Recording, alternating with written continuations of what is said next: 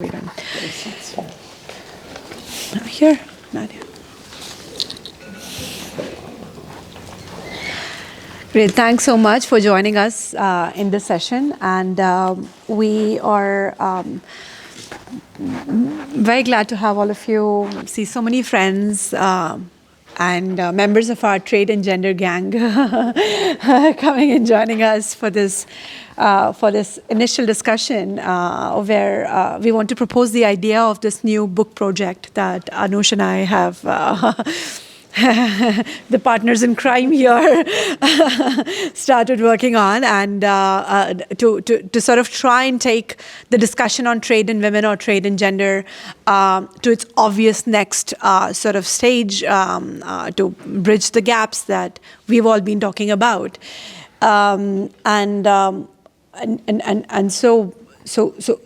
basically the idea here is, since we thought it'll be great for us to talk about it here at the public forum, because we've gathered under the banner of reglobalization, and the reglobalization is a term that reminds us that we're probably living in times where globalization no longer is taken for granted. It's no longer a win-win equation. Why? Because we've seen how globalization and liberalization have had its winners and losers, and we've also seen multiple studies by many of our friends here that clearly show how women have been on the losing end of globalization and liberalization that have been triggered by policy instruments such as trade agreements and trade policies. So I think the idea behind this book project is to figure out ways using the existing set of norms. We don't want to try and invent or reinvent the wheel, because we know that's not possible in the current scenario. So we want to really realistically assess legally and substantively the current rule book to see how we can move women from the losers group to the winners group. And therefore this book. In this book we are proposing to legally analyze multilateral, regional, bilateral, as well as plurilateral agreements, policies, and initiatives, to propose alternate ways of interpreting primarily and then updating or revising these norms or policies so they can better respond to the barriers that women face using a very sectoral approach. Because if you look at the existing literature on trade and gender, I think we have really come a long way. We've really come a long way thanks to so many brains and leaders who are present today with us. We've come a long way on the discourse. But most of the work at the moment is looking primarily at three different things. One, the broad intersection between how globalization and liberalization has impacted women in her different roles. Two, what kind of provisions, what is the content, nature, location, scope of the provisions added in the trade agreements and policies on women and gender today? And three, in doing so, we realize that most of the provisions and commitments that have been included on gender or women in trade policy context actually does not respond to the trade barriers that women face. They all talk about or touch upon issues like education, human rights, social exclusion, poverty, non-discrimination. And I'm not trying to say that these issues are not important. They're very important basic human rights. But in the process, we have led to two problems. One, we are now in a situation where we find a disconnect between the barriers, structurally speaking, that women face in specific sectors of trade disciplines And the policy solutions we have offered through these trade policy instruments, they need to start talking to each other. And second, we have somehow ignored the elephant in the room, which is to try and assess trade disciplines, trade policy disciplines, mainstream trade policy disciplines through a gender lens. Because what have we done with trade and gender? We have loaded trade and gender commitments in all the trade agreements and policies, in chapters on TSD, cooperation, education, health, culture, protection of our maternity interests. So we have treated ourselves or us as, or in the roles of employees or mothers or human beings or cultural actors. So I think it's time to go beyond and connect the dots on how we could take this discourse ahead and talk about it in a structural manner. And our proposed approach is to start by identifying the barriers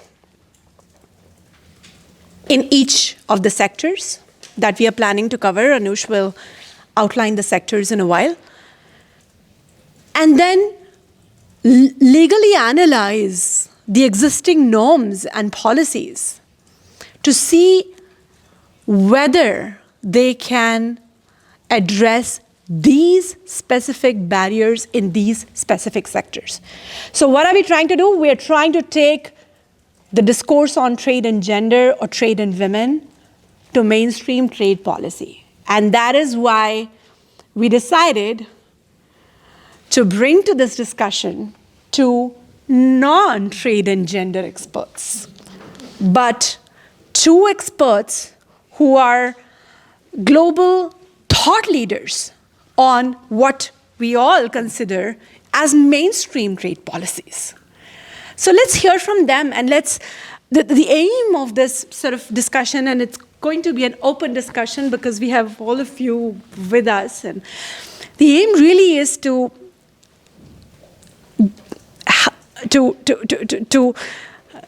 seek guidance from these two global thought leaders on how we could mainstream this issue, how we could connect the dots that are still missing.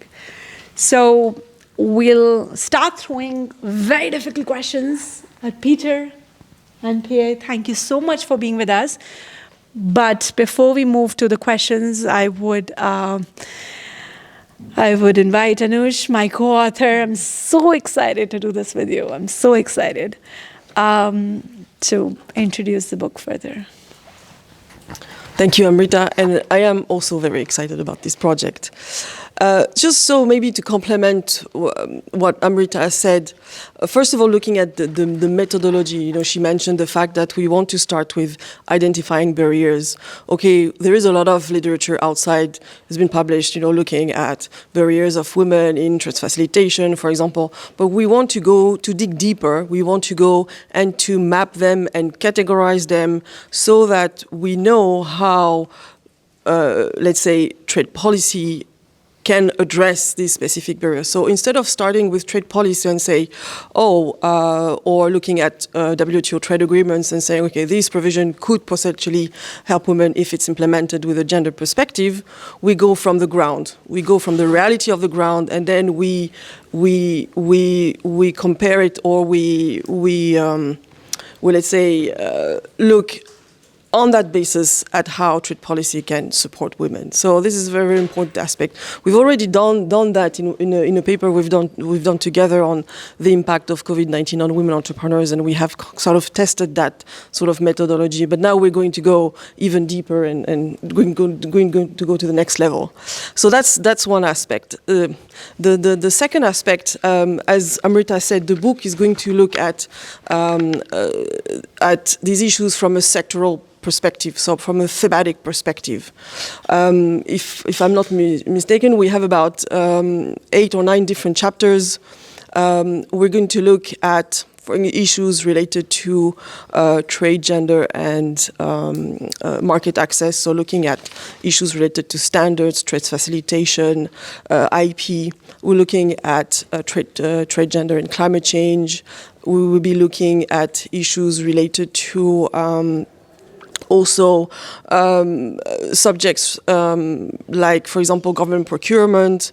And so we have all these different a very sectoral approach, a thematic approach, because we always look at trade and gender from a very horizontal perspective. And it's important to have that, but then we want, again, to take this discussion to the next level, in a sense, and really sort of look at this, dive deeper, basically, as well. So, and the other also approach of this book is really approaching this book with a specific approach, which is, first of all, having a concept of the relationship between the different chapter topics of focus, the barriers that women are facing, and the interconnections between them, and also illustrate them with very specific and concrete examples. And so in terms of concrete examples, this is the kind of thing that we would be looking at. So Amrita said we're going to look at the full spectrum of trade policy. So going from WTO agreements to free trade agreements to national trade policies and to plurilateral agreements. So this is kind of looking at this from that perspective. But if we look at, for example, WTO agreements, looking at the how these provisions in WTO agreements could have been or are being translated into national trade policies and are being implemented on the ground. So kind of looking at this full circle of trade policy implementation. And an example of that is an example which I like to give often because I think it speaks volumes, is that if you look at the WTO agreement on trade and agriculture, so you have an article there which is Article 6.2. It's called the development box. That article is actually allowing developing countries to give input subsidies to their poor farmers. I mean, I'm generalizing, obviously, it's more complex than that, but that's basically the idea of that article. Then if we go back to the barriers that women are facing in agriculture, we know that they don't have access to productive resources as equally as men. And we know also from a lot of work that has been done by the FAO that if women have access to this kind of productive resources as equally as men, they could increase their production from 20 to 30%. If they do that, and given the fact that they are also mostly working in subsistence agriculture, that means that countries can support their food security. So, I mean, of course, this is more complex than that, and we're going to study that, and we're going to write about that in a more detailed manner, but just to give you an idea about how these links can be made. And then we see that actually some countries, some governments have been using this specific flexibility, translating that in their trade policies. And for example, in 2016, the Gambia used this sort of input subsidy flexibility to support their female farmers to respond to an emergency situation. So it was on a short-term basis, but still, we can see concretely those different links. So this is what we're trying here to achieve. Again, it's not about, and I want to be very clear about that. It's not about interpreting the WTO law.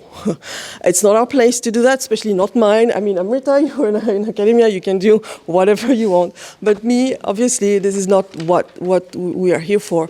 We just want to highlight or give a different perspective of how trade policy can really be integrating gender issues. And as Amrita was saying, it's all about this idea of mainstreaming. So, and also the intent of the book is also not to have something that is purely academic as well. It's also to have some sort of concrete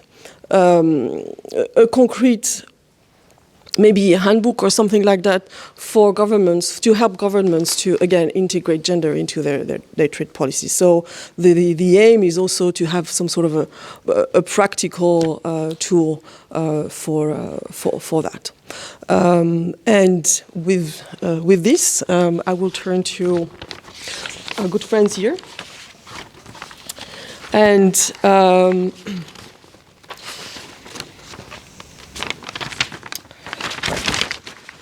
I have 5 questions for you, for each of you. And We have 10 for each of them. yes, we had 10, but so far 5, and then we'll see if we can go. We compared to 10. Yeah. Oh, okay. We did.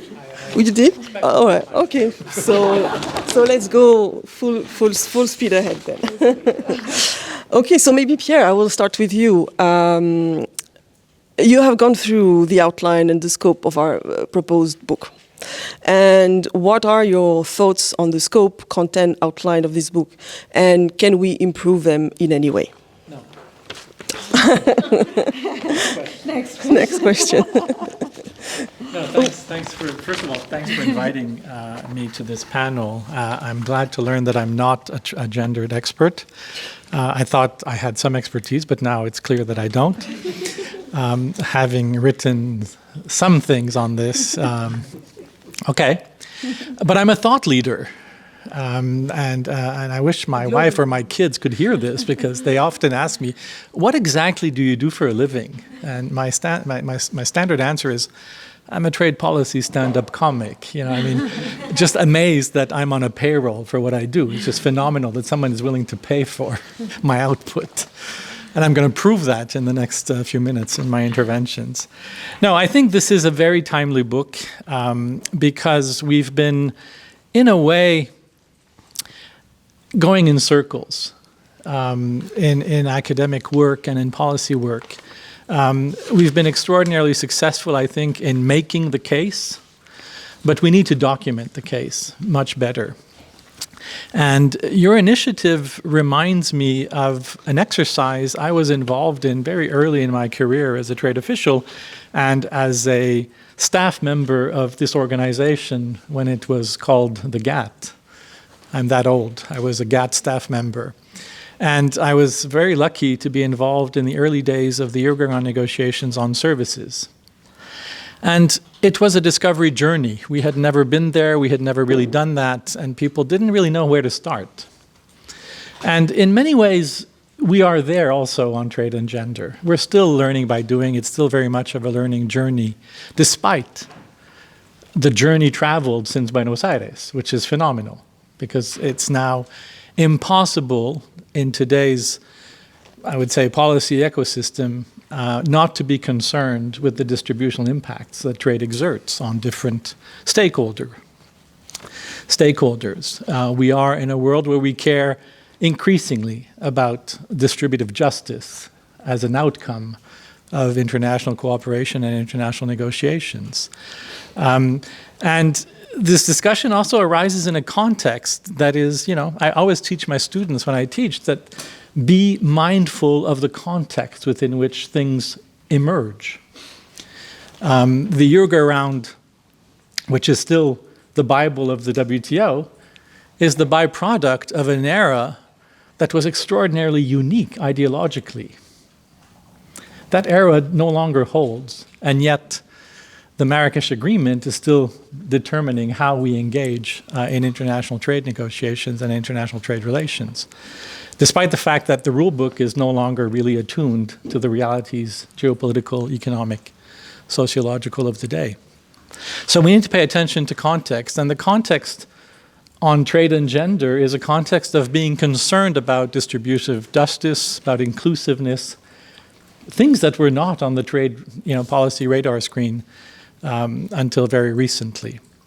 So in a way, this journey is it also occurs in the context of Me Too movement. It's not completely disconnected. These things come together, provide context. But context requires facts so that we have an ability to transform our understanding of an evolving reality into adaptive norms and rules, if you want. And the exercise I think you're planning to engage in That's why it's very timely. And to do it the way you're planning to do it across, it's interesting that you call them sectors. To me, these are not sectors. These are themes or areas of trade governance. To me, a sector is the telecom sector or the financial sector.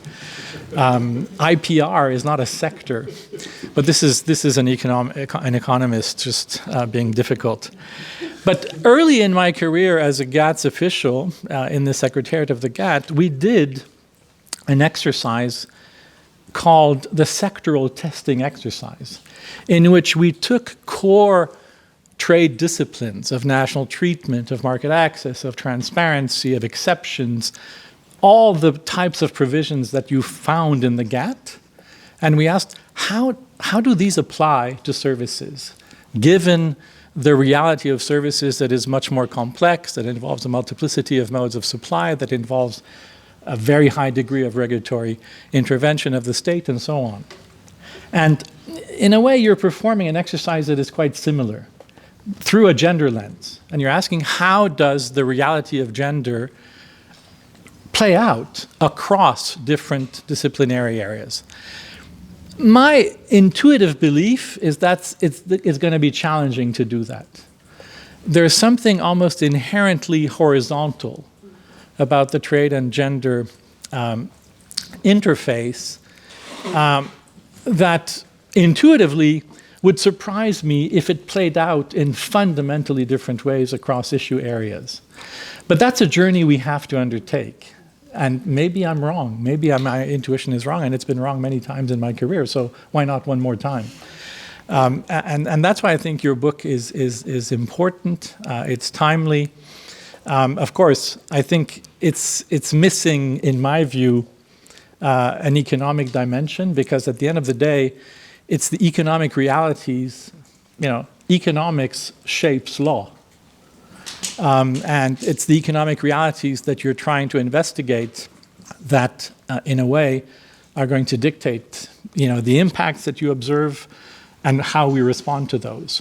So my plea would be to perhaps add a few chapters or add a few authors who would be drawn not from the legal sphere, but maybe from economics. And that, I think, would enrich your book, because you're aiming at doing impact assessments, and those impacts are likely going to be labor market outcomes, productivity, access to finance. These are things for which we have metrics, we have empirics, and so purely legalistic analysis, I think, would not offer the full richness of what you're aiming for. This would be my first reaction to your book. Thank you very much. So, Peter, I turn to you. The same question, please. You've gone through the outline, the scope of the book proposal. What are your thoughts on it, the content, the outline, and where can we improve things? Well, first of all, just like for Pierre, this is for me a unique experience. Usually I get invited to talk because the organizers of the debate think, at least, that I have some expertise in the field. I was here explicitly invited as, and I quote, an outsider, between brackets, non-gender player. And so whatever I say is really said by a non-expert. Yeah, so let me first of all agree with almost everything that Pierre said about the book and the need for a book. And I also agree, but I was going to come back to that later. I also agree with his comment on perhaps it lacks a bit of economic analysis, or at least the intent to include that. Yeah. I disagree with Pierre when he says that economics shape law. It's also the other way around. Law shapes the economy. Yeah. Well, economists don't want to. I know we disagree on that. As an outsider,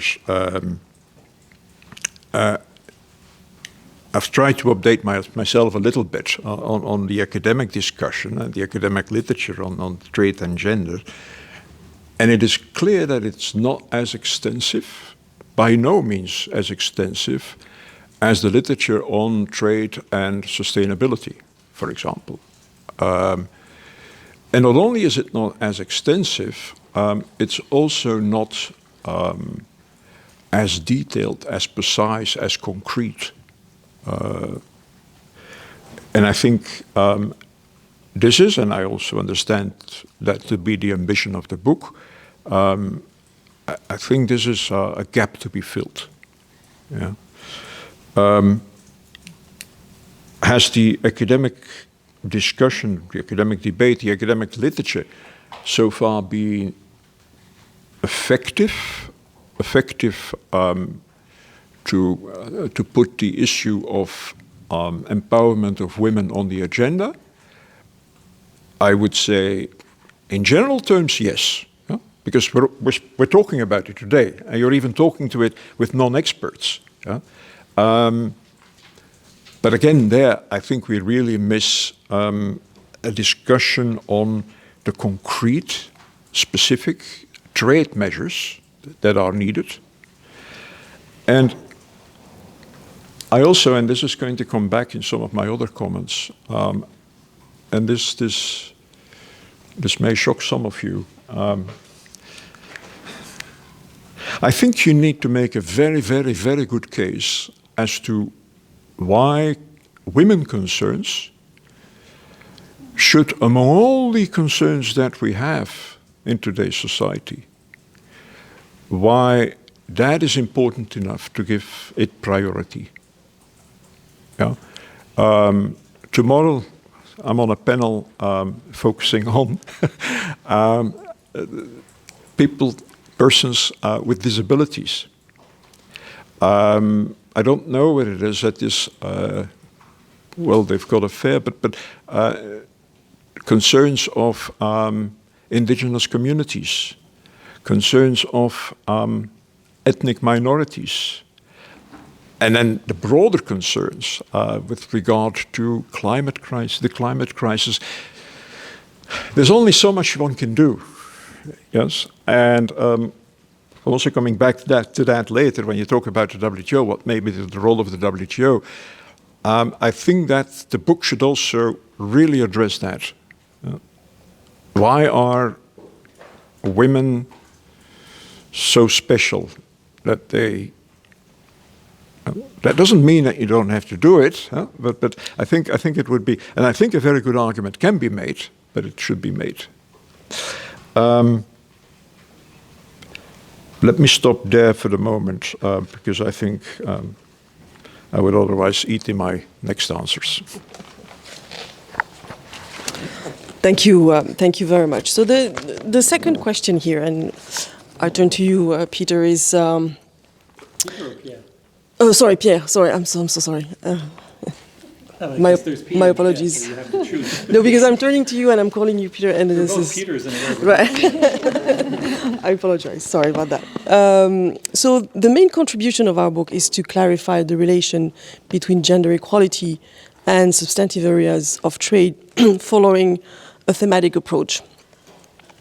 What are your views on this thematic approach? What problems can we face in doing this, and how can we prepare to face these challenges? Basically, where do you see this discussion going in the future, if it were to gain more strength and credibility? And just to really quickly add to that, do you think we are missing any links? The ones that we've already outlined in the content. Do you think there's any obvious substantive link that we haven't really sort of identified in there? Not so much links, but I think, as Peter said, I think it's important from the outset to justify the need for this work and to contextualize it. And let me give you just one example of why I think this is important. I grew up in Montreal as a child in a city where the number one employer was the garment industry, 90% women. Canada gave up the protection of that sector in the Tokyo round and continue to lift restrictions to trade in textiles and clothing in the Uruguay round. Who bore the brunt of that adjustment? Women. And yet, that decision was completely justified.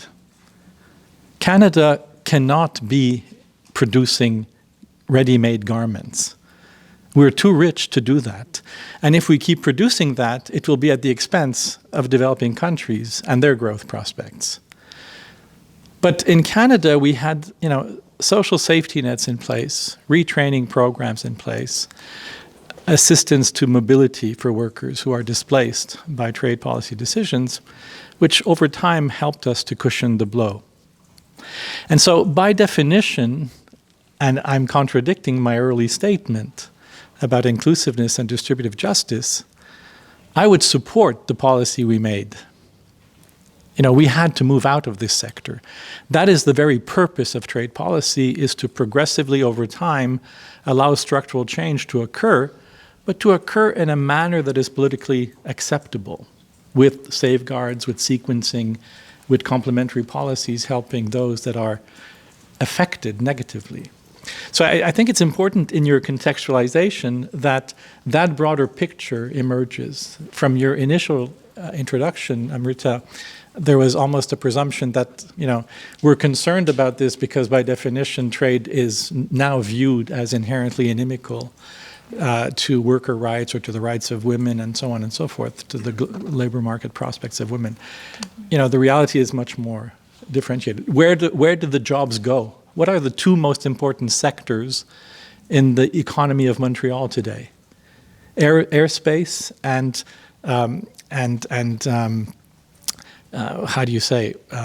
informatics, computer software.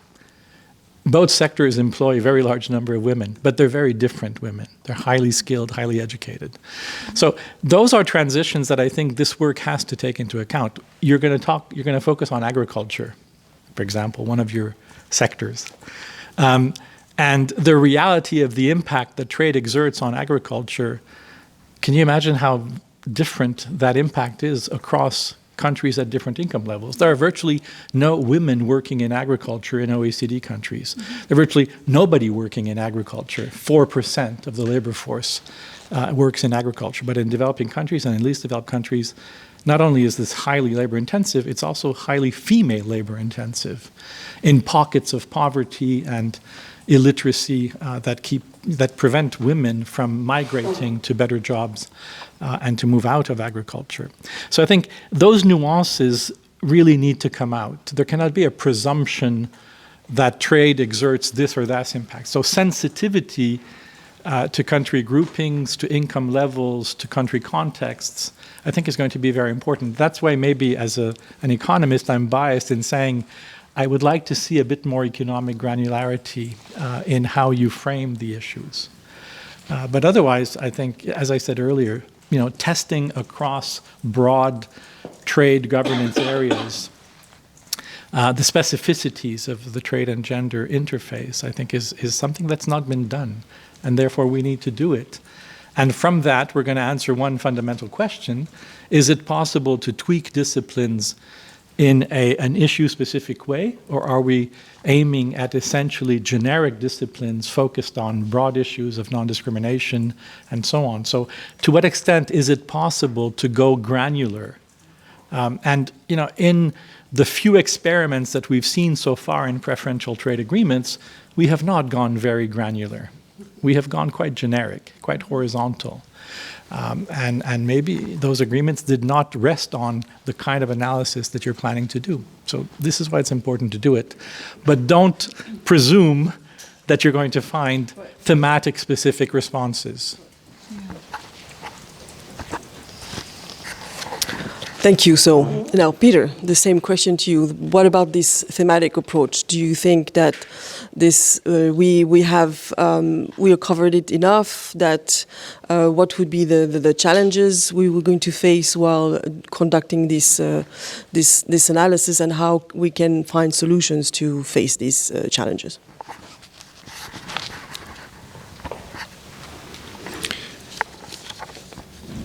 when I went through the list of the sectors or the themes or the that you're planning to cover, I was pretty satisfied. Of course, you can also think of more, but obviously the book has to be publishable. But then I was thinking that there may be a very different approach, and it links up with something that Pierre has already said, I think. You could also ask yourself the question, okay, we have a TBT agreement. We have an intellectual property agreement. We have a government procurement agreement. In each of these agreements, how could we operationalize women's empowerment? And obviously, you have a chapter that has in its title government procurement, yeah? But all the other issues would also come up under the TBT agreement. I think, well, for virtually all these issues would come up. And I would almost say that for a trade, definitely a trade lawyer, but a trade expert, it would almost be more helpful for trade negotiators that have the ambition then to use the TBT agreement. Perhaps there's sufficient flexibility already in the agreements, yeah? But to point that out too. Yeah? This is, by the way, a more general point that I want to make on the structure. I think Chapter 8 is about, you call it policy carve-out.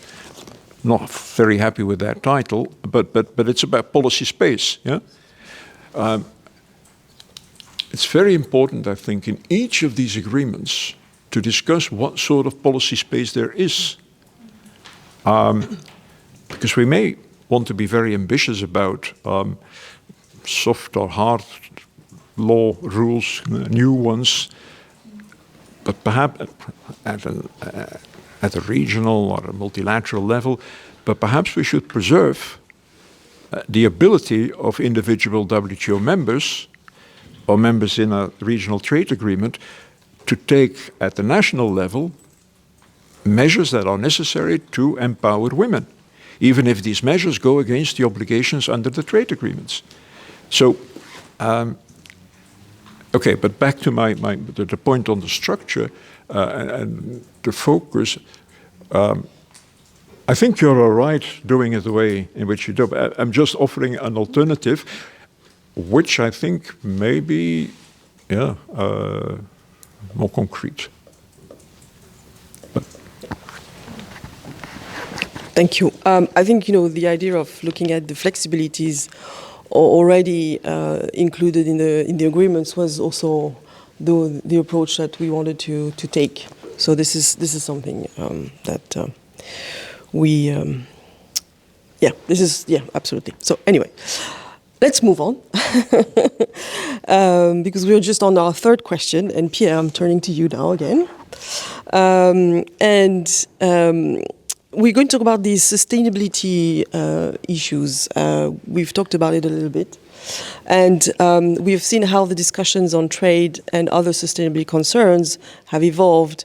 And what are your observations on the trade and gender debate and discussion in the scholarly world so far, in terms of whether those discussions have made an effective case for the inclusion of women's interests in trade policy or not? Which number is this? Which question is this? That's number 1. I switched the order, sorry. Yeah, I'm confused. I think I've already answered that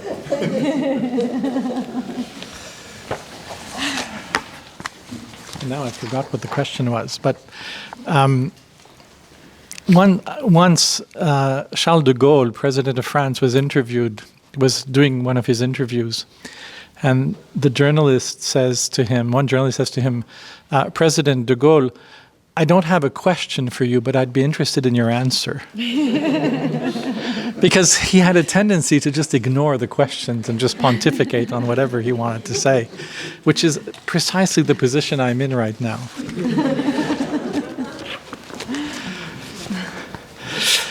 I think my answer to this, I mean, if I remember in the questions that you sent us, Anush, there was a question of actually comparing the treatment of the trade and gender nexus to how the trade community has been approaching issues like trade and labor or the trade and climate crisis and so on. I think there are very significant differences between these topics that probably will result in differentiated treatment over time if we get to the point of actually negotiating on these issues or engaging in negotiations more broadly than perhaps the very narrow prism through which we negotiated gendered issues in the services domestic regulation, JSI. If you take labor, this was never mediated as a policy issue in a gendered way. It was about respect for fundamental labor standards that were essentially gender neutral, even though you could very easily go back to that issue and say some of these fundamental rights actually play out quite differently because women are affected very differently by levels of human rights protection or social protection and so on and so forth. But in the way they were mediated, it was very much a fear of developing countries that respect for labor standards be a disguised restriction to trade, and end of the conversation, except, multilaterally anyway. Developed countries have tried to, insert disciplines of that nature in preferential agreements, particularly in agreements where the relations between countries were highly asymmetrical. But for the most part, this is an issue that's been quite strictly resisted by developing countries. I'm currently involved in advising the government of Kenya in its bilateral negotiations with the United States, and the U.S. under Catherine Tai is trying very hard to impose all sorts of things on inclusiveness, on worker rights, and so on and so forth, and the Kenyans are very reluctant to agree to legally binding and enforceable disciplines in that area. So even today, the countries from the South seem to be resisting. On climate, I really look forward to your chapter on climate. We are very early in that conversation in a way, in even thinking through substantively what will be the trade policy response to the climate crisis, and it covers such a wide range of issues of fossil fuel subsidies, the circular economy, environmental goods and services, which is essentially a tariff or non-tariff measure negotiation, and so on and so forth. So here again, in the way you approach this chapter, you're going to have to go quite granular in thinking through the different agendas that are before us. Again, there is no doubt that there is a gendered dimension to the climate crisis, and how you integrate that in your analysis will be interesting. So, is the gendered dimension of climate or the gendered dimension of trade and labor distinct from the treatment of trade and gender more horizontally or more systematically? I come back to this question. Your inquiry will reveal, how ultimately we're going to address concerns about discrimination on gender grounds and female empowerment. Can we go thematically specific, or do we stay horizontal and generic in our prescriptions? And of course, there's the other question, which I think is also very important, is what legal form will those provisions take? Will they take the form of legally binding and enforceable disciplines? Is that the optimal way of pursuing an issue like trade and gender? Is trade policy the optimal instrument to pursue societal concerns of this nature? Are we sure that trade is always at the core of these concerns, or are these broader concerns that have, in many instances, very little to do with trade, but more to do with how societies function or dysfunction? There is a tendency, because trade is extremely attractive because of its enforcement attributes, which currently are not terribly powerful, are themselves in disrepair. But there's a tendency for all of these societal issues, including labor and environment and so on, to naturally migrate towards an area in which rules can be legally enforced through dispute settlement and through, a sanctioning approach. So those questions need to be asked as well. Is this necessarily the best way? And are we migrating towards trade primarily because of those enforcement attributes? And one of the questions you asked is, should we first address these issues through domestic legislation before going international? I think there's a very interesting interplay between domestic efforts and the complementary role and the signaling function and the precedence of international cooperation. But these are really hard questions to answer. But I do think there are differences between climate and labor that warrant some attention. But trade and gender is not, is maybe 2 years ahead of climate, and we're still very much in learning by doing mode. And therefore, before we have definitive answers to these issues, we need to go through precisely the kind of exercise that you plan to go through. We need to just, bang our heads and ask hard questions and look for answers, in always in the context of the link to trade. And I have the impression sometimes that this is only about really gender. It's not really about trade, and we have to just focus on that nexus. Otherwise, we're assigning to trade law and to the trading system issues for which it was not created and for which it's not the optimal institutional setting. I always go back as an economist to the person who won the first Nobel Prize in economics in 1969. Who was that? Who was the first Nobel Prize winner in economics? No? Boy, I'm not supposed to know. Economists. So a Dutch economist whose name I'm going to mangle, Jan Tinbergen. Oh yeah, well, I should know. And he won the Nobel Prize in economics for a very, very fundamental insight in economic analysis, and said for each policy objective you're trying to pursue, you should have a dedicated policy instrument. When you assign to one policy instrument a multiplicity of potentially contradictory objectives, typically you're going to be disappointed. So what role should we honestly assign to trade policy and to trade rulemaking in addressing the deep societal concerns we have over gender inequality, discrimination in the workplace, and so on? Always focus on where is the trade prism relevant. And I suspect intuitively that is narrower than perhaps many people think it is. Anyway, that's my view as a non-expert. That's on you. Stop bashing me. Wonderful. I think you've mentioned you've already mentioned some comments about the sustainability aspect, and Pierre mentioned the dispute settlement. So maybe we could go to that specific question, Amrita's favorite question. So here the idea is to say, well, WTO decision making has been blamed by trade and gender experts to be completely gender blind.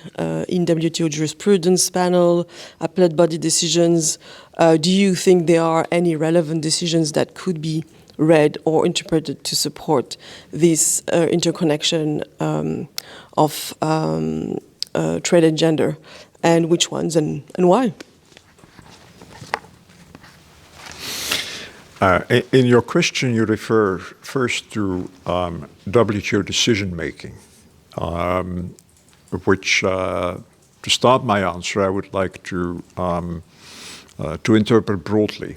Yeah, and then after that, I'll talk a bit about dispute settlement.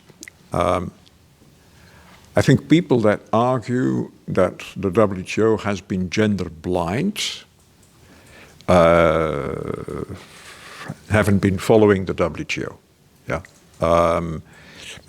there was the 2017 joint declaration that clearly focused on women empowerment, trade and gender.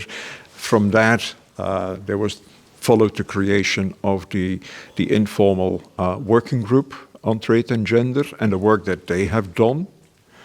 There was a specific paragraph in the MC13 Ministerial Declaration. There was also the launch of this database. Gender blind? No. I mean, perhaps they're expecting much, much, much more. But now on dispute settlement, well, my first reaction was, oh yeah, no, I can't remember. I can't think of any case. So I never trust my own memory. So I consulted the index of worldtradelaw.net, and I looked for the word gender in their long, long, long list of concepts. I looked for the word gender, nothing. So, well, okay. I looked for the word woman or women, nothing. So that sort of confirms that there has so far not been a case, and please contradict me, that focused on women's rights directly. But of course, I mean, don't blame panels or the appellate body, or don't blame the WTO, because the dispute settlement system can only take the cases that are brought to the system.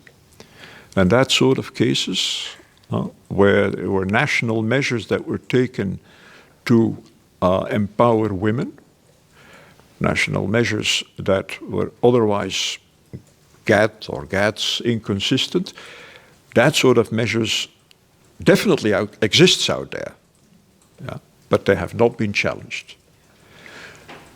Now, nevertheless, it's an interesting question that if they would be challenged, could they be justified? And their famous Article 20 GATT or 14 GATS. And my short answer would be yes. After the very, very broad interpretation that the appellate body has given to the concept of public morals, I think that should not be a problem. And comment I wanted to make in a different context, but I'll make it now. I think that there really is, in that respect, probably no need for the addition of a gender-specific exception in Article 20 GATT or Article 14 GATS. And you would have to convince me of the contrary, because I think there's so much scope in the public moral exceptions that this should not be a problem. Now, on dispute settlement, when I joined the appellate body, this was the best gender-balanced court, international court, ever, anywhere. Of the 7 members, 3 were women. Now, that didn't last very long, but at least I was happy to join such a gender-balanced court.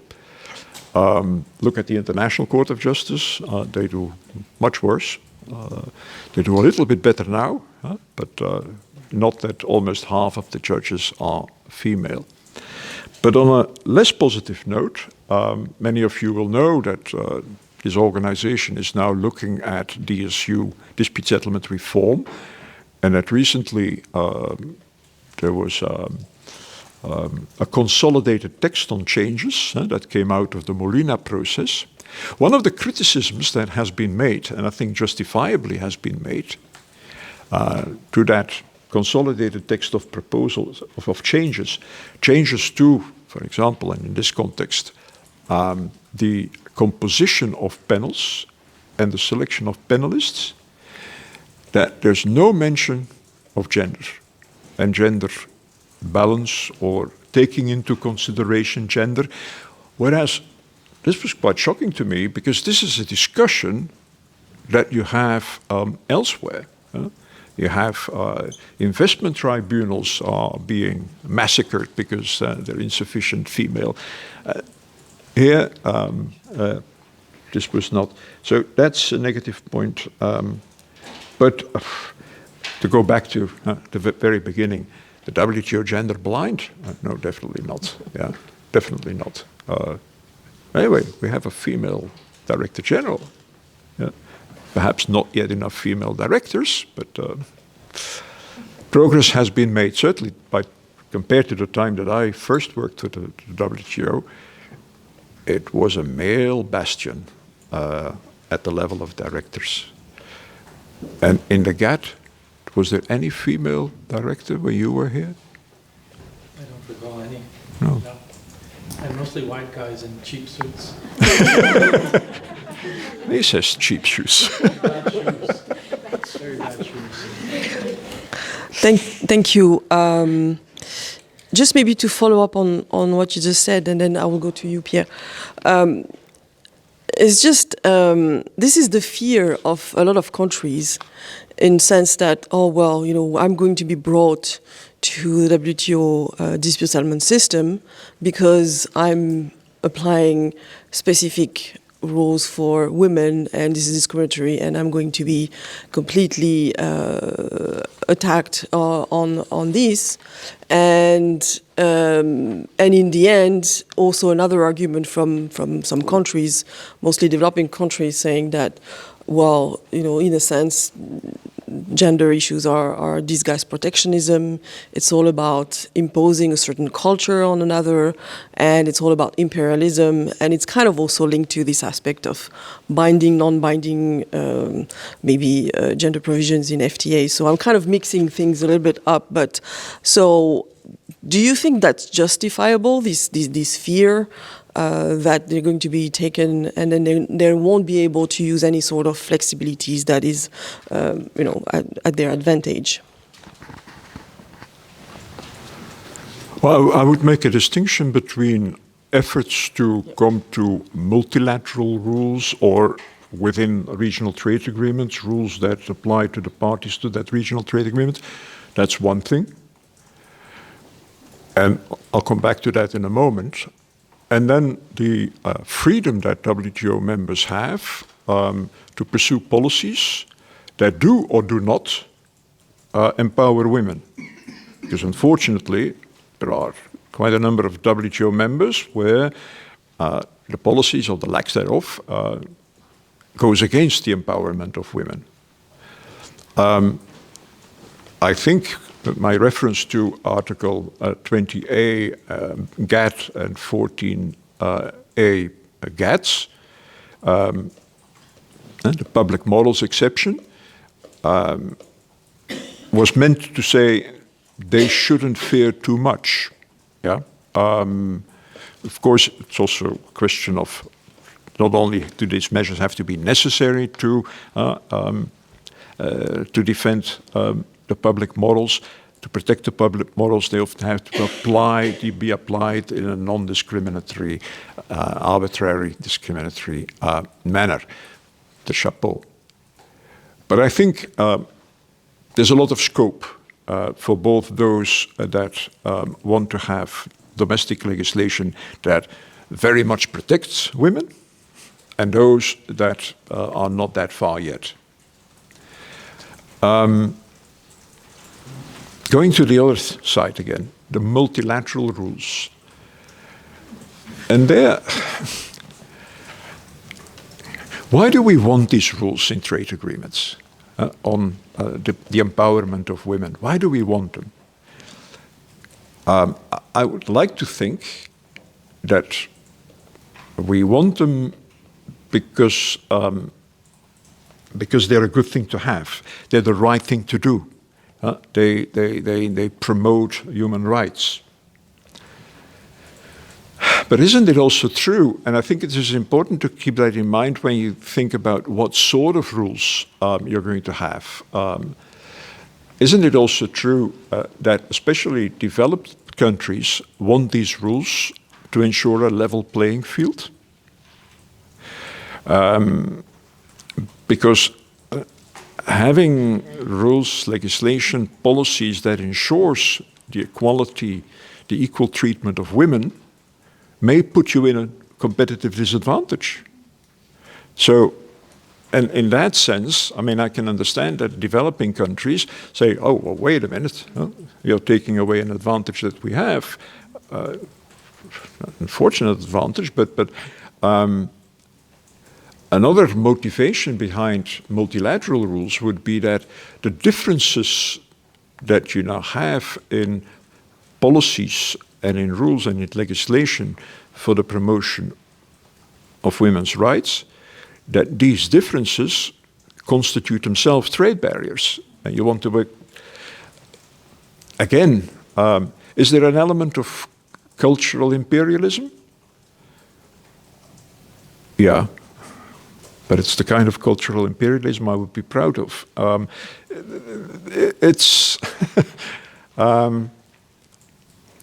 Is there an element of protectionism?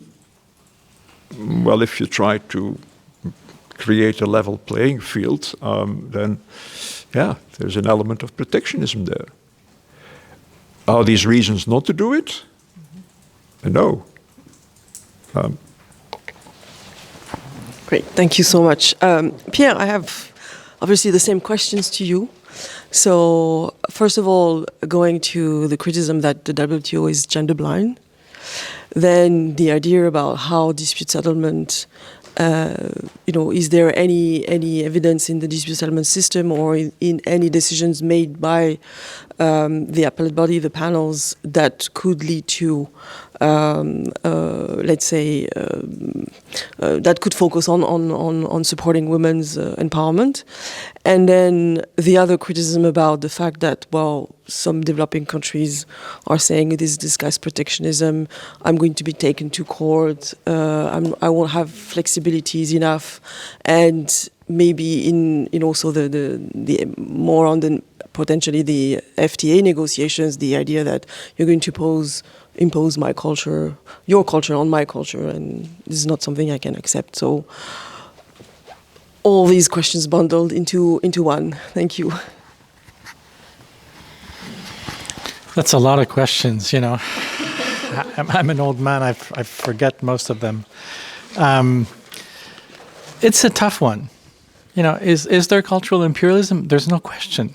We are imposing on the global south norms that we have achieved because we're rich and we can afford to enforce these rules. At the same time, you know, at the World Bank, we produce every year a book called Women, Business and the Law, which is a New York City phone book of horrors in which, you know, gender parity is still far from being achieved in so many countries in so many ways. So is it legitimate to use trade as a means to nudge societies into moving towards greater equality of treatment of men and women? You know, those are hard questions to answer. I can see both sides of this equation, and I can see the resistance that some countries may have in being told to behave in ways that are not, and that telling is often not supported by technical assistance and funding to help move up the value chain or to improve standards or to have access to technology that will result in less exploitative forms of labor and so on and so forth. So these are very complex issues. Is the WTO gender neutral or gender blind? It was gender blind until the declaration in 2017. There's no question about it. And Peter just, you know, made that clear by not finding a trace of femininity in dispute settlement documentation. But 2017, the declaration in Buenos Aires changed things in a very significant way. And it placed this issue, you know, at the core of discussions of inclusiveness and distributional outcomes and so on and so forth. So, and it's not a coincidence that after 2017, we have also proof of WTO rulemaking that is no longer gender blind in the JSI on domestic regulation and services, where for the first time we introduce explicitly an element of gender-based non-discrimination in rulemaking. But of course, that builds on precedents in preferential agreements. So I think, yes, the WTO was gender blind up to a point. It still is because the rules haven't changed except the services one. but the dynamic is a completely different one. The conversations we're having are different, and therefore members in the working groups that you have established and in which you're working, the WTO Chairs Program through its scholarship, is informing that journey. What form will that take ultimately remains to be seen. Meanwhile, preferential agreements are moving forward. And I'm not surprised in a way, and maybe that's where progress can be expected to be. Why? Because preferential agreements are romantic affairs. There's an element of romance in the choice of a preferential partner with whom I want to cooperate. I want to dance with you, but not her. We choose our preferential partners. We don't choose who's sitting next to us in the WTO. Maybe people we don't, a country we don't trade with, we don't know much about, not interested in. But in a preferential agreement, there is also, because of limited membership, a much greater ability to cooperate deeply outside of, sort of dispute binding and enforceable rules. Just cooperate on making sure that we have policy dialogue, that our business communities, that our civil society organizations can meet. It's very difficult to orchestrate that on a global scale. So I would assume that a lot of the progress that we're going to see ultimately, the migration of the kinds of things that we aspire to multilaterally, will flow from the continued experimentation of PTAs on the trade and gender interface. And that's also an area that you need to investigate. And I'm glad to see that in your study, you're going to be paying attention to bilateral and regional and plurilateral initiatives. They are richer than those on offer in this building, simply because of the sheer diversity of views and the ease with which some members can say no to certain conversations, which is unfortunate. But despite that, we're making progress here nonetheless. And therefore, I think the deliberative function of the WTO, which is something we seem to have discovered in recent years, we didn't used to think about that as being a core function of the WTO.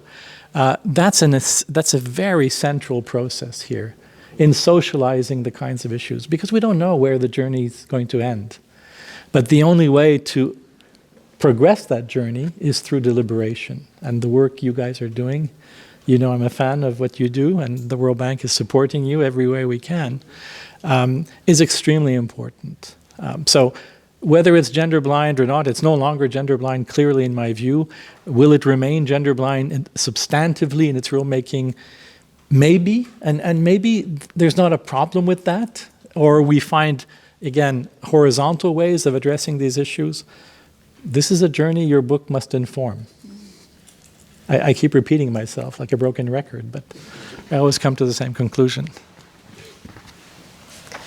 Thank you very much to the both of you. Maybe one last small question, and then maybe we can have a few minutes to have questions from the floor. So we talked about No more questions. Just one more. Just one These, more. I mean, I put myself in their shoes. There's a lot of expertise here. Do you allow me, Peter? Okay, well, fine. So, is anyone would like to ask a question? Does anyone? The whole week I've been on that. Yeah. All right. Okay. All right. We still have a lot of minutes, so we still have time. Yeah. If you could present yourself, that would be good. Thank you. Yeah, sure. Hello. I wasn't expected to be the first one. But okay, my name is Wafa Saada. I'm a PhD candidate. I'm very happy to be here. Thank you for your presentation. My question is, I didn't read your book. I'm looking forward to, but when it is published. My question is, who are your stakeholders exactly? Because I feel that we're talking on different levels, and once gender deals with different levels, then I feel that the whole question of who is responsible to do what is kind of lost in the process. So I'm interested in knowing who exactly are you addressing, the policies in the WTO, or are you addressing the member country? Like, who are your stakeholders? Second question is, in your opinion, how can we move forward from making gender as a priority on a checklist to actually having gender as something tangible and something that we can actually achieve on not on paper but on the ground? So, thank you. Thank you. Shall we take another question, maybe, and then we'll answer a question from, yes, Simonetta. And then you next. Here we go. Thank you. Thank you for a very, very interesting conversation. I loved it. If I may provide perhaps a very banal answer, Peter, to your question, why trade and gender and not, why to give a priority to this? You mentioned disability, other kind of groups. Perhaps is very banal, but women are 50% of the world population, while indigenous people maybe, I don't know, perhaps 3% in some countries, 0 in other, 50% in other. And the same disability. So perhaps the why women, because it's a half of the population, may be very banal answer. Now, if I understand well, and I had the pleasure to discuss it with Amrita just a bit earlier, your question is, we are talking about trade and gender, but we are coming back all the time to social policies, to education, health, and this kind of policies. And we are not looking at trade measures. Now, we can think about, of course, in your book you will come up with very good examples, but for instance, we can think about the GSP, link the GSP provisions to, products produced by women where women are well treated, receive the same salary as men, etc. So we can think about public procurement and again link it, give privilege, some preferences to women, to products produced or services produced by women. But this we can do. But still, we cannot avoid going back to domestic policies. For instance, Pierre mentioned the ex-ante assessment that to me are extremely powerful and useful instruments. But when you do the assessment, that, as Pierre said, is a very complex economic exercise. In most cases, what you find is that for women to benefit from the bilateral agreement, for instance, the measures are measures related to make them more educated, to make them able to switch from a sector to the other. The example Pierre gave of textiles.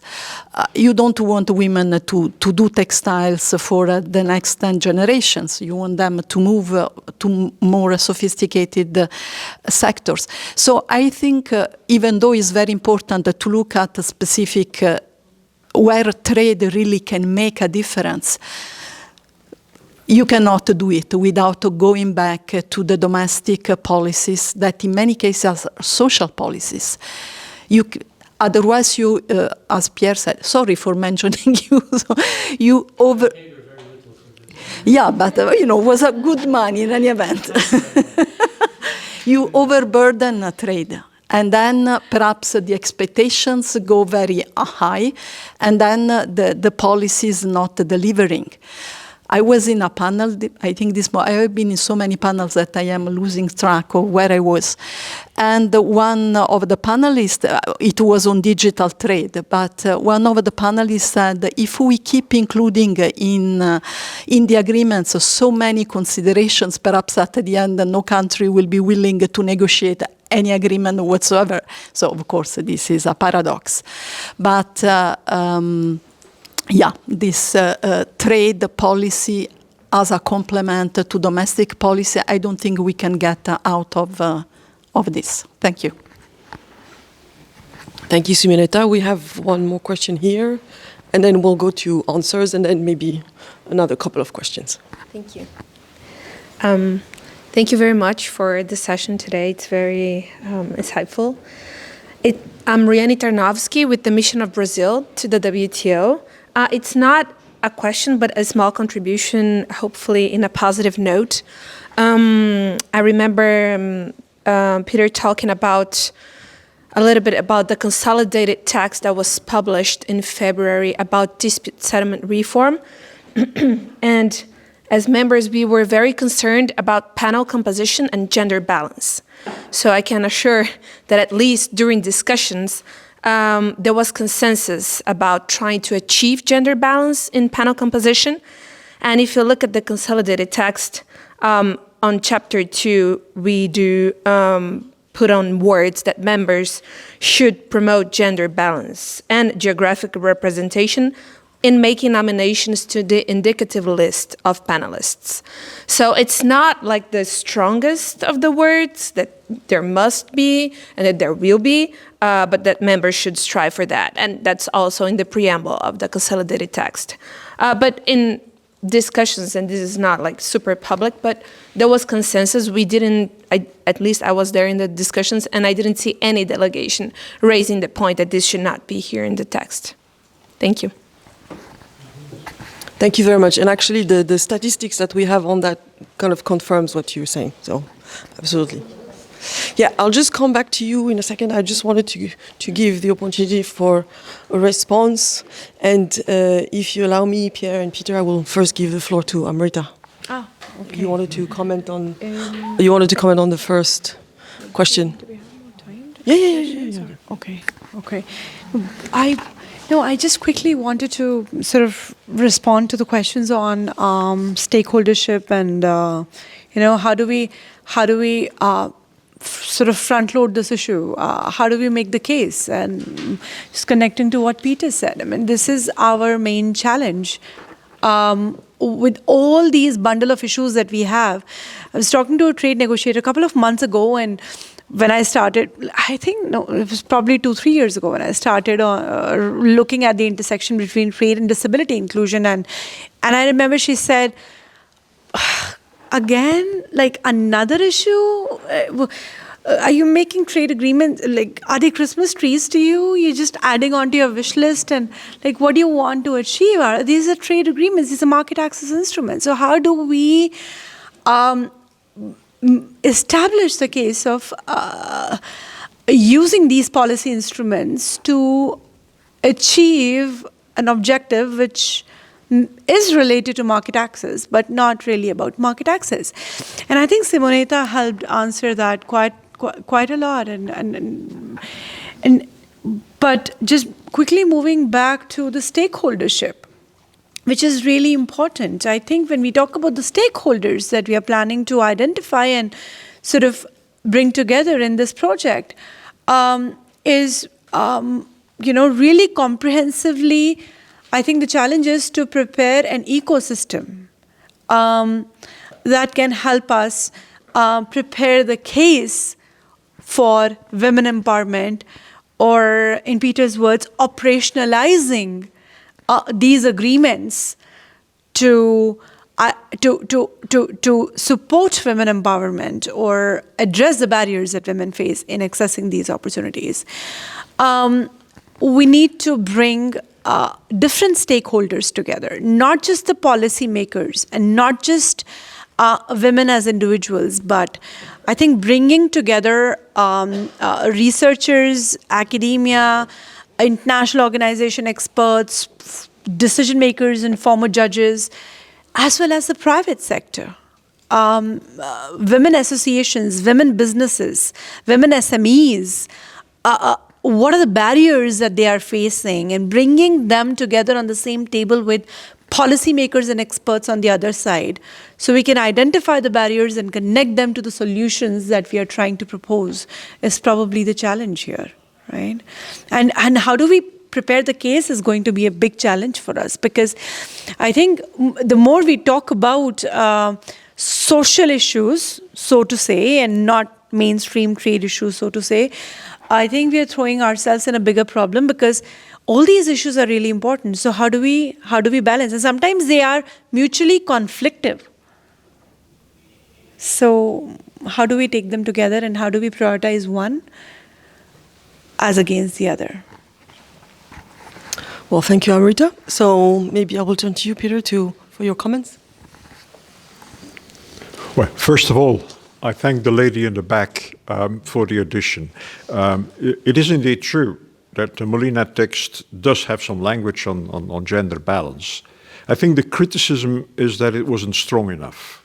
Yeah, it calls for to promote gender balance in the. Yeah, I mean, I think stronger language was expected. Also in view of what happens in other international tribunals, at least in the discussion there.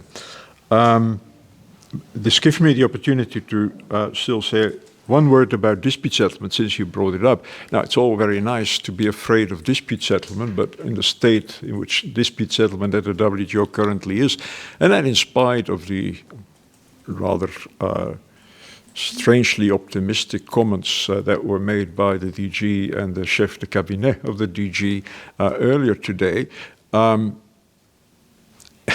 If you lose a case these days, you appeal into the void. Yeah, and it doesn't become.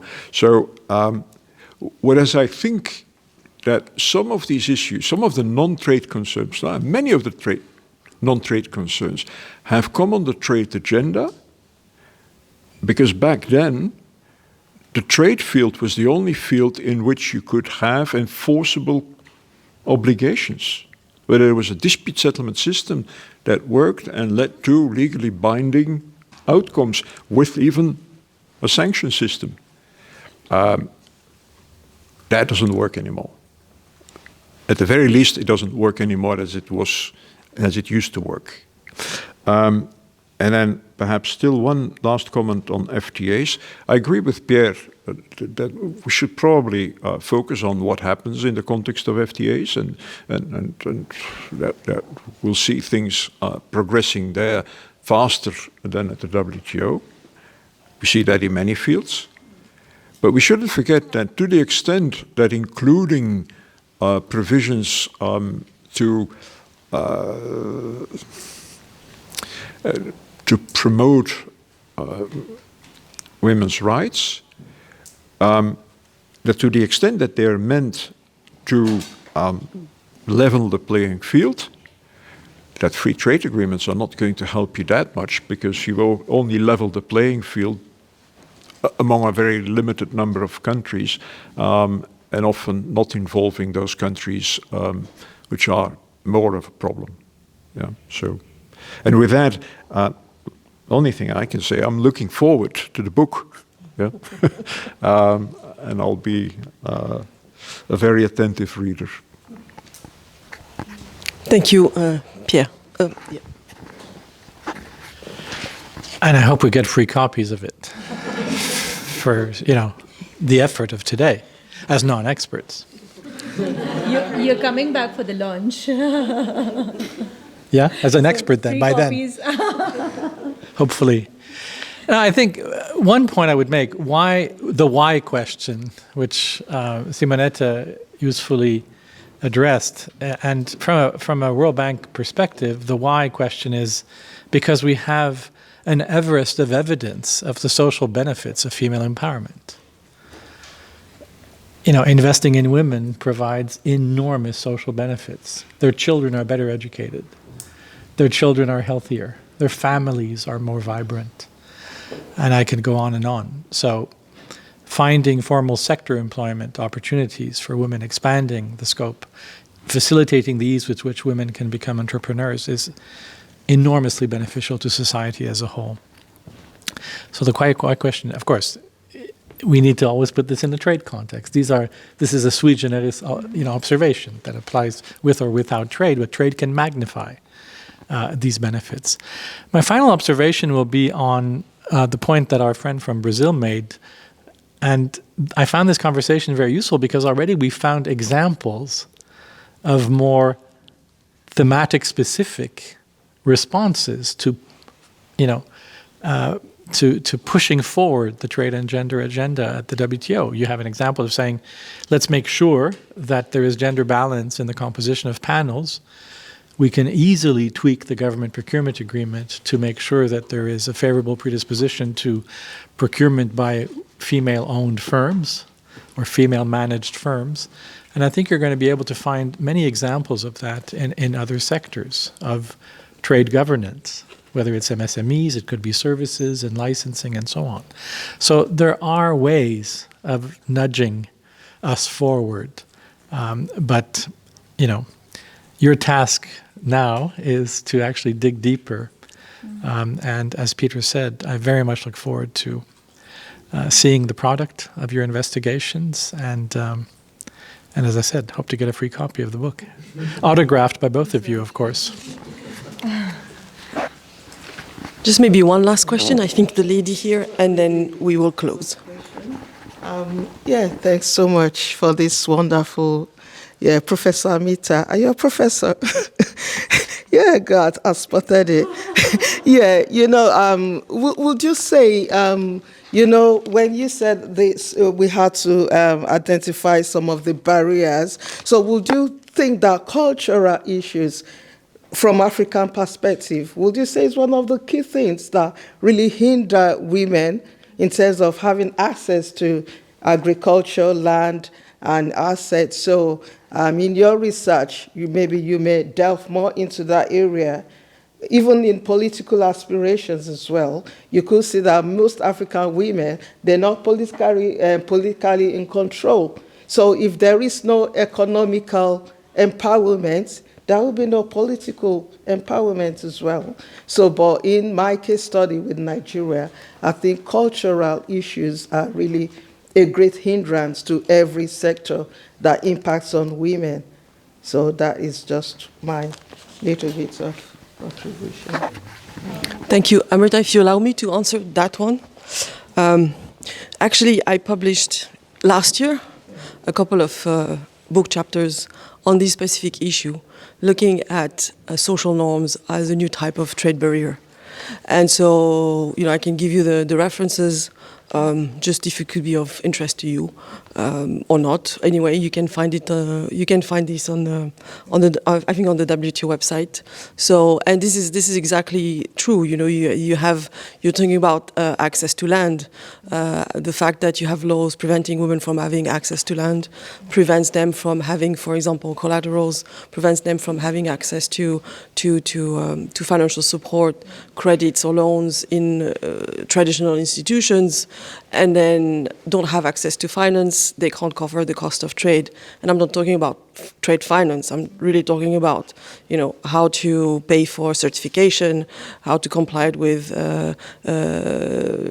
technical requirements, how to properly label your product, package your product, and so on and so forth. So these have high costs attached to it. And the fact that women entrepreneurs that would like to export don't have access to finance because of these very social norms embedded in society, you know, creates this sort of negative loop, basically. So there's kind of something that, and then in terms of the social aspect and the trade policy aspect, it's also interesting to see that actually governments that implement, I'm talking about at the national level, so national trade policies, implement or adopt measures in their national trade policies to support women now, from time to time, or more and more, I would say, are also including in their trade policies social issues to guarantee, in a sense, for example, decent work environment for women that are working in the export sector. So they are creating these incentives, for example, for the private sector to hire more women in export sectors, and then not accompanying that with additional policies, but really embedding social issues into their trade policies. So there is a very good example of Pakistan, actually, and something I've explained in my papers too. So these are the issues that we're looking at. It's not just two separate things. One is more important than the other one. Actually, now they're really kind of combined and embedded with each other. So that's the idea. Could I just I'll probably take less than 1 minute. Just to add one example to respond to your question here about the cultural aspect. A very experiential example that I lived with Nadia in Nairobi. So 2 years ago from now, we were in Nairobi. We were doing Naivasha, in fact, close to Nairobi. We were doing a workshop on where our job was to review the domestic implementation strategy document of Kenya to see whether they have effectively implemented the AFCFTA commitments on gender in that document, the domestic document. And I specifically remember that we both agreed on this, and we proposed an amendment in the document because it did not say anything about amending the unequal inheritance laws and regulations and cultures in Kenya. And that leads to collaterals, and collateral problems lead to access to finance, and then we can't grow our business, and it's a vicious circle. So we proposed that, and we made the whole case. There was a lady representative from the Central Bank of Kenya, if I'm not wrong. She stood up opposing it, and she was the one who said, if you're asking us to change our culture, there's no way we are going to change it at the cost of implementing the AFCFTA commitments. So forget about it. And that was the end of our sort of proposal on changing the cultural aspect of inheritance. So it's a very difficult issue. And of course, to answer to your question, it's a major barrier that interacts with trade issues that we are talking about and trade barriers that we are talking about. At the moment, we don't have answers as to how we can address that, but it's very difficult to change it. One of the potential contributing factors could be the top-down approach that we are trying to propose, using policy instruments and the power of trade agreements through persuasion, motivation, and perhaps coercion to some extent, and that I'm going into a very controversial zone there. Using trade agreements to perhaps impact some change at the domestic level in the cultural aspect as well, but it's a major barrier. Thank you, Amrita. So I think we can close. I would like to deeply thank you for everything you've brought to this discussion, and we'll definitely take everything into consideration. We have a lot of things to talk about, me and Amrita, definitely. But this has been really quite a very fascinating intellectual journey today, so this afternoon. So thank you deeply for that, and I will thank Pierre when I see him next. Just maybe if you allow me to close very briefly, to contradict you on one thing, if you allow me. Only one. Only one. for the moment. So you mentioned, and Pierre actually mentioned that as well, that everything started at the WTO in 2017. Actually, everything started at the WTO in 2016. Actually, this is everything. The WTO became, let's say, gender aware in 2016 because of the Secretariat actions, and it was the vision of the former WTO Director General Roberto Azevedo, who said, he became this international gender champion in 2016, and then he said, well, now we need to do something about it. And so what he did is that he said, we need to start working on these issues. And so that was the top-down approach. Now the bottom-up approach was, and I'm sorry, I'm not, I don't want to talk about me, but I will talk about myself. And I started to research trade and gender in 2016, just on my own. And then I was actually in the communications department. I moved to the development division, and it came to the ears of the DG that somebody was working on something in development division. So he said, I want a study, I want a briefing note or something about the links between trade, gender, and development. Landed on my desk, and then this is how my journey started on trade and gender. So everything started actually in the Secretariat, and we were far away, far, so far, how do you say that? Ahead, thank you, of WTO members, because they had the declaration at the end of 2017, and we had already started to implement an action plan in 2017, in June 2017. Well, so just to give you that perspective. I'm very happy to stand corrected on this one. Thank you. So, and it's kind of an interesting story actually, and model international organizations that we always see the WTO as member driven. Well, it's not just that. So I just wanted to make that little point. Anyway, thank you again very much. Thank you for everyone for staying so late. And Amrita, we have work to do. Thank you.